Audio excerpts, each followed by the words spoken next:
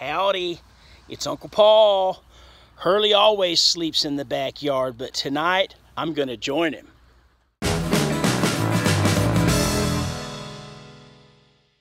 Okay, well, I want to thank you guys for all your comments and your advice after last week's video concerning surviving while hiking in the heat. Y'all gave me a lot of good strategies, some of which I do, but I didn't include them in last week's video. But primarily, you know, the ones that are most important really are using electrolytes. I like the Propel powder. I put one in each bottle. But also making sure you tank up with a bunch of water when you get to a water source. Drink a lot down at that time. Another one was wetting, you know, a bandana or something like that, or even getting in the water to help bring down your body temperature. So I appreciate all those comments. I think the one that I need to heed the most was the one people who warned me about the weight. I knew the weight of 4 liters of water would be a problem or would be difficult. So, you know, the experienced hikers such as Loner and even Probation Termination were concerned about that weight, and they suggested other strategies. Just do anything else except carry all that water.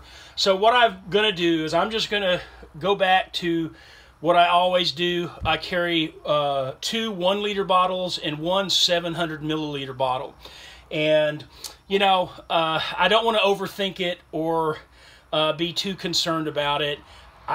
They say you pack your fears, and so water is my fear, I guess, running out. Nephews rebuilt the console to the boat, and it was so hot outside that they assembled it in their mother's kitchen while she was out of town.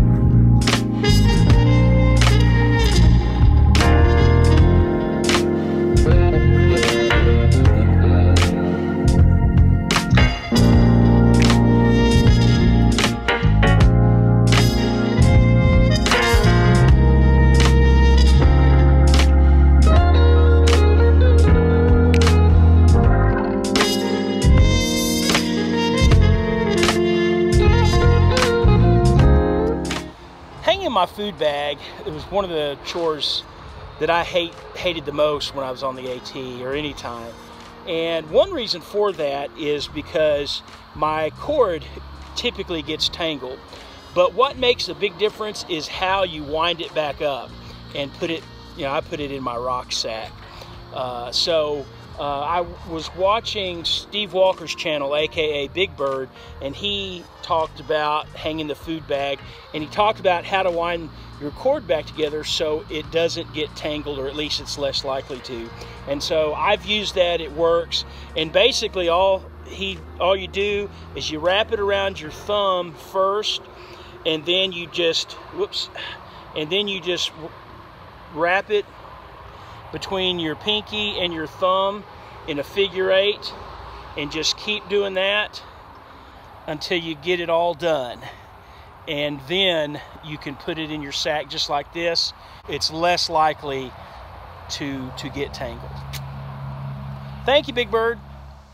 Well, last year before I hit the AT, I bought some Dirty Girl Gators.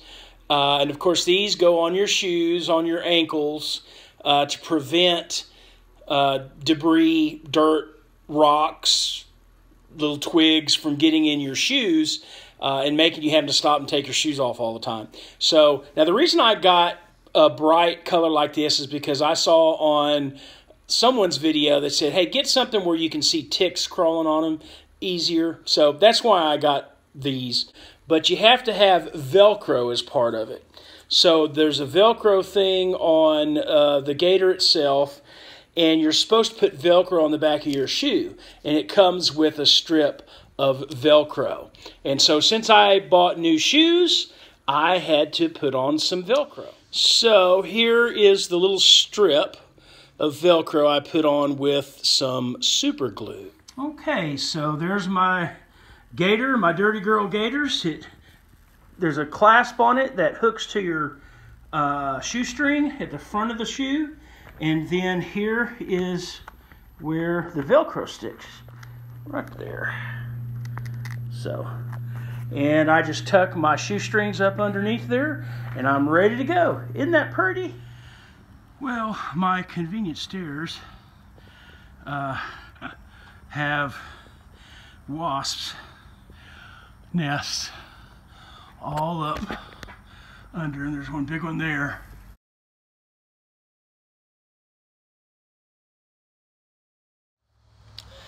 Well, I went over there and sprayed, so I need to let things settle down before I go back and do some more stairs. Anyway, I want to talk about my food for a minute.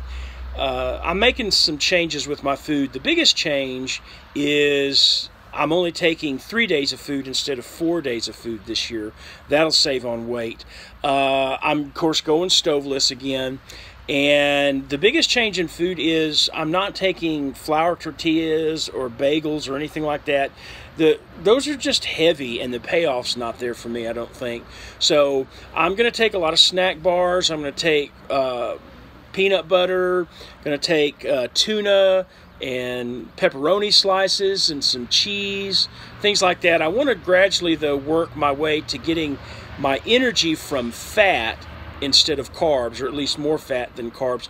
And that's just something I have to work out while I'm on the trail. I've been watching Evan's backpacking videos. He's on the AT now, I'm sure you know.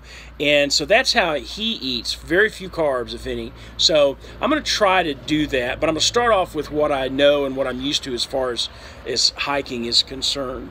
Now, some good news about my pack weight.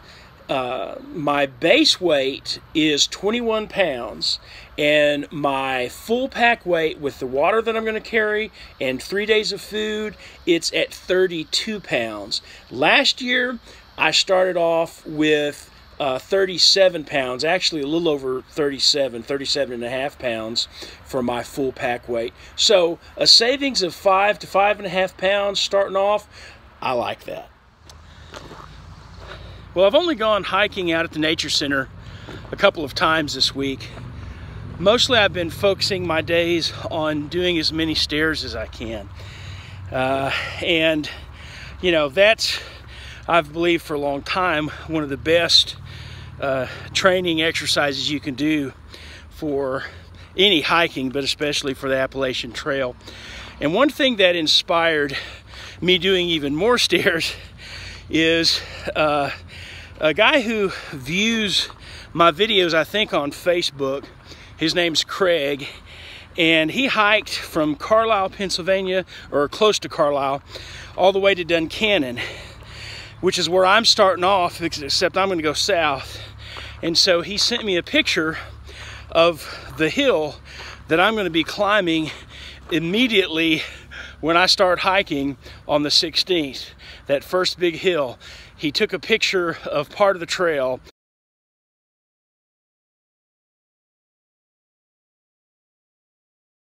And so I thought, yeah, I need to concentrate even more on doing stairs. Okay, it is a little after 9 o'clock and about 94 degrees. And this is the first time I've ever slept out here without my rainfly on here. So I've never slept in this tent without the rainfly. So, but anyway, just a good opportunity tonight to start sleeping some in my tent and getting used to how I have my gear laid out and what I need to do while I'm in my tent, practice that kind of stuff. And I've got a little pallet right here for Hurley for tonight.